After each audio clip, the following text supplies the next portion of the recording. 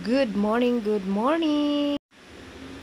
Ayan guys, magluluto na naman tayo at ang recipe ko for today is ginisang sayote and paksiw na bangus. Ayan, gayatin na natin ang ating mga gulay. Ayan, prepare na natin yung kawali and then ang ginagamit ko talaga sa pagigisa ay yung butter kasi masarap siya sa giniling na beef. And taga-add lang ako ng konting-konting mantika dyan. Then, gigisa ko na yung bawang, sibuyas, para hindi masunog yung butter. Then, lalagay ko na yung beef.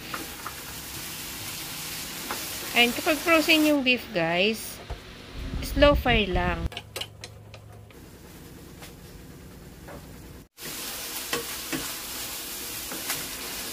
Oh, ayan, diba? Medyo luto na siya. Mag-add na ako ng 1 cup ng water. And kasi yung beef is medyo matigas yan. So, palalambutin natin siya. Ayan, mag-a-add na tayo ng mga ricados, bawang, paminta, bitchin, asin. Ayan, halo-halo lang guys. Then, sunod na natin yung ating sayote. Ayan, siguradong masarap. Nagdagdag ako ng talong kasi sayang naman yung talong.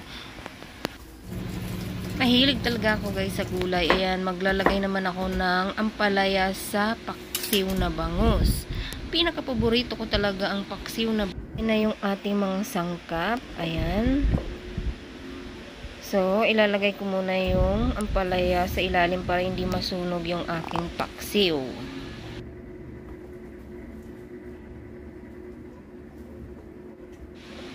O diba guys, makulay ang ating paksiw. Panigurado masarap yan. Ayan, maglalagay na ako ng suka. At ang nilagay ko yung may sili na para may konting kerot.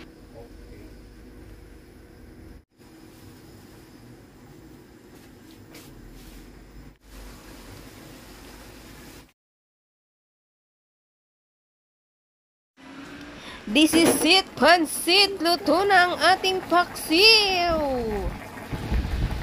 Ayan guys, kakain na naman tayo. Ilang plato na naman kayang maubos ko neto. Grabing sarap ng ginisang sayote. Tara guys, kain tayo! Thanks for watching guys!